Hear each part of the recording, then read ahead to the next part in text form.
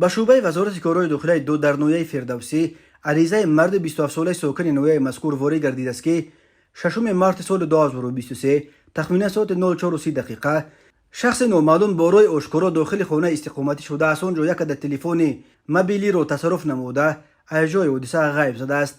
ضرری رسانیده شده 3150 سامانی را تشکیل می‌دهد. هنگام گذراندن چاره‌بینی‌های اپراتیوی جستجویی از جانب کارمندان میلیسیا، مرد 31 ساله ساکن شهر کولاب که پیش با ماده‌های 237 و 255 کودکس جنایتی جمهوری تاجیکستان سور شده است همچون گمانبر دستگیر کرده شد. اوید به حادثه مذکور تفتیشات ادامه دارد.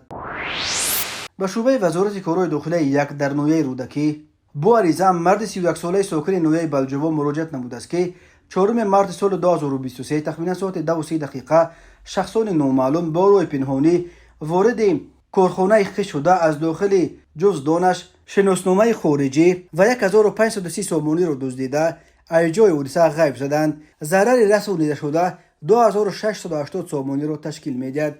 هنگام گذراندن چاره‌بینی‌های اپراتیوی جستجویی از جانب کارمندان میلیسیا معاین کرده شد که این جنایت مذکور مرد 41 ساله ساکن نویه اشکوشم که پیش با ماده 244 قسم 2 کودکس جنایتی جمهوری تاجیکستان سور شده است صادر نموده است. این چنین به شعبه وزارت کارهای داخلی در نویه فیض‌آباد عریضه زن 64 ساله ساکن نویه مذکور وارد گردیده است که 5 مارس سال 2023 تخمینا ساعت 16:30 دقیقه شخصان نامعلوم با روی پنهانی وارد مغازه خوراکواری شده از آنجا محصولات گوناگون خوراکواری را دزدیده از جای حادثه غایب شدند.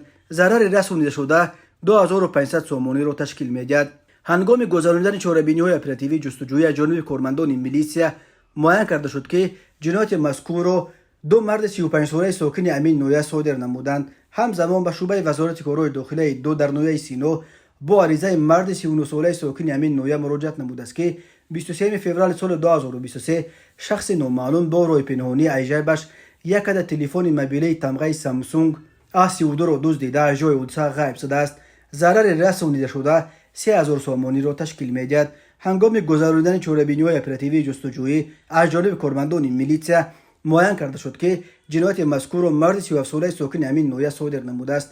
از روی این حادثه تفتیشات ادامه دارد.